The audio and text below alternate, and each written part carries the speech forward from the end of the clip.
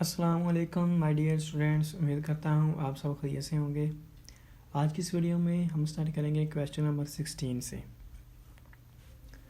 Question number 16 की statement है find the chain indexes from the following price relatives of 3 commodities using the geometric mean. तो हमने chain indexes find करने हैं geometric mean को इस्तेमाल करते हुए। तो सबसे पहले हम ईयर लिख लेते हैं और ए बी सी कमोडिटीज़ के लिंक रिलेटिव्स फाइंड कर लेते हैं। पहला सेम आता है सबका, आपको पता है। और उसके बाद हम देखते हैं जी, यानी ये रखेंगे पी एन और पी एन -1, यानी इससे ऊपर वाला 62 डिवाइडेड बाई 81 मल्टीप्लाई बाई 100, तो ये 76 आ जाएगा। अब 104 डिवाइडेड बाई 62 मल्टीप्लाई बाय 100, तो 167 आ जाएगा। और एक बात आपने याद रखनी है जब भी आप लिंक रिलेटिव्स फाइंड करेंगे कि जो ये होता है ना, पी एन अगर छोटा हो और नीचे वाला पी एन -1 बड़ा हो तो आपका आंसर हमेशा 100 से छोटा आएगा। जब पी एन बड़ा हो और दूसरा छोटा हो तो हमेशा 100 से ज़्यादा आएगा। जैसा कि ये छोटा है, ये बड़ा है, तो ये ऊपर है, ये नीचे है, नीचे वाला बड़ा हो गया तो 100 से छोटा आएगा एंड वाला। ये देखें, अब 104 बड़ा है, 62 छोटा है, तो इसका 100 से ज़्यादा आंसर आएगा 167। ये आपने याद रखना है। अब इसने हमसे कहा है ज्योमेट्रिक मीन को इस्तेमाल करें। आपने ऊपर पढ़ा है अर्थमेटिक मीन, और क्या पढ़ा था हमने, ज्योमेट्रिक मीन पढ़ा था या नहीं, मुझे याद नहीं है। चलो इधर देखते हैं ज्योमेट्रिक मीन क्या होता है। ज्योमेट्रिक मीन का फार्मूला होता है कि जितनी भी वैल्यूज़ हैं ना, उन सब को आप मल्टीप्लाई कर दें आपस में, और अगर हम उनको उनकी तादाद पे डिवाइड करते थे तो हमारे पास अर्थमेटिक मीन आता है जमा करके। लेकिन ज्योमेट्रिक मीन में हमने उनको मल्टीप्लाई करना होता है और उसकी पावर लेनी होती है 1/3। ठीक है, पावर 1/3 क्यों ली है? क्योंकि ये ए बी सी 3 कमोडिटीज़ हैं। अगर ये 4 होती तो यहाँ x1 x2 x3 multiply by x4 और पावर क्या हो जाती 1/4। तो इसका फार्मूला जनरल बनता है x1 multiply by x2 multiply by x3 dot dot dot multiply by xn और पावर 1/n। ये जनरल फार्मूला है। ठीक है, जितनी भी होगी ना उन सबको मल्टीप्लाई करना है। डॉट का मतलब मल्टीप्लाई है, x का मतलब वैल्यू है, और जितनी वो टोटल होंगी कमोडिटीज़ तो उनकी पावर उतनी सब की ले लेनी है। तब इधर देखें 81 है, 77 है और 119 है। इन तीनों को ज़रब देंगे। सबसे पहले मल्टीप्लाई करेंगे 81 मल्टीप्लाई 77 मल्टीप्लाई 119, तो ये हमारे पास बहुत बड़ी वैल्यू बन गई है। अब हमने इसकी पावर लेनी है। ये पावर ली कितनी, ये टोटल 3 है, 1 2 3, 1/3 जितनी होंगी उतनी ओवर में आ जाएगा। 4 होती तो 4 आता है, इधर 4 पे करते 1/4 पे। तो ये मेरे पास आंसर आ गया 90.54।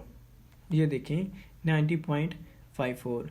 अब इसी तरह मैं ज्योमेट्रिक मीन फाइंड करता हूँ एंड वाले का। ये 64.52 है, ज़रब जमा नहीं ज़रब करना है 57.33 ज़रब 107.14 इक्वल। ये अब इसकी पावर कितनी लेनी है, ये जितने हैं 1/1 और 1 2 3 है 3, 1/3, तो 73.4529 73.45 ये उसने 2 तक लिया है, तो ये सेम आंसर है। तो इसी तरह ये आपने ज्योमेट्रिक मीन फाइंड कर लेना है इन सब का, ठीक है। उम्मीद है आपको ज्योमेट्रिक मीन के फार्मूले की फाइंड करना आ गया होगा, आप किसी भी वैल्यूज़ का फाइंड कर लेंगे। चेन इंडेक्सेस फाइंड करते हैं। हम ऊपर पढ़ चुके हैं कि हार्मोनिक मीन और अर्थमेटिक मीन और मीडियन से चेन इंडेक्सेस कैसे फाइंड करते हैं। आज हम पढ़ रहे हैं कि हम ज्योमेट्रिक मीन से चेन इंडेक्सेस कैसे फाइंड करना है। पेपर में आपने ये बात याद रखनी है कि ऊपर वो स्टेटमेंट में क्या कह रहा है। अगर वो अर्थमेटिक मीन से कह रहा है तो अर्थमेटिक मीन से ही फाइंड करना है, ज्योमेट्रिक मीन से कह रहा है तो इस तरीके से, अगर हम हार्मोनिक मीन से कहे तो उस तरीके से। अगर वो कहेगा चेन इंडेक्स बस निकाल दें तो आप किसी भी तरीके से निकाल दें, आपका ठीक होगा। कोई भी तरीका निकालें, ज्योमेट्रिक मीन का, अर्थमेटिक मीन का, ठीक है। तो चेन इंडेक्सेस सेम तरीका है, पहला सेम आ जाएगा, इसको शुरू में रखेंगे, शुरू में रख लिया जी 90.54, इसके साथ ज़रब दे देंगे, ज़रब 83.27, डिवाइड 100 के साथ ऑलवेज करते हैं चेन इंडेक्सेस में, तो 75.39। अब 75.39 शुरू में आ गया और इसके साथ मल्टीप्लाई करेंगे 132.83 डिवाइडेड बाई 100 ऑलवेज, तो 114 आ गया। अब इसको ज़रब दे देंगे इसके साथ 102.27 डिवाइडेड बाई 100, 102.41 आ गया। इसको ज़रब देंगे इसके साथ 73.45 डिवाइडेड बाई 100 ऑलवेज 75.22। ये देखें मैंने आपको चेन इंडेक्सेस फाइंड कर दिए, इसी तरीके से आपने फाइंड करना है, ठीक है। क्वेश्चन नंबर 17 देखते हैं जी। Compute the index number using simple aggregative method with 1952 as base year. तो हमें कमोडिटीज़ दी गई हैं 1 2 3 4 5 और ये ईयर दिए गए हैं। तो हम इसको सीधा करके लिख लेते हैं, ईयर इस तरह लिखते हैं और वीट की जो वैल्यूज़ हैं वो इस तरह, राइस की आगे सब की हमने वैल्यूज़ लिख दी हैं। टोटल 5 हैं हमारे पास इस दफ़ा कमोडिटीज़। तो हमने फाइंड क्या करना है, इंडेक्स नंबर से सिंपली एग्रीगेटिव मेथड से यूजिंग बेस ईयर 1952। अब वो मेंशन कर रहा है कि 1952 को बेस ईयर रख के सिंपल एग्रीगेटिव मेथड से करें। तो इसमें हम जो इस एक्सरसाइज का पहला क्वेश्चन है ना उसी तरीके से करेंगे, फ़र्क सिर्फ इतना है इसमें हम इन सब को जमा करके टोटल पे अप्लाई करेंगे। तो इन सब को जमा कर लिया, इसमें लिंक रिलेटिव्स हमने नहीं फाइंड करने क्योंकि हम चेन इंडेक्सेस नहीं फाइंड कर रहे, हम सिंपल कर रहे हैं। तो इन सब को जमा कर लिया, 81 आ गया, इनको जमा किया ये आया, इनको जमा किया ये आ गया। तो ये टोटल है इन सब का, ठीक है। इस ईयर का ये टोटल है, इस ईयर का ये है। तो उसने हमें ऊपर कहा है कि 1952 को बेस ईयर मान के सिंपल तरीके से कर दें। तो 1952 ये है, इसका टोटल लिखेंगे 81 है, तो 81 ओवर 81 100 आ जाएगा।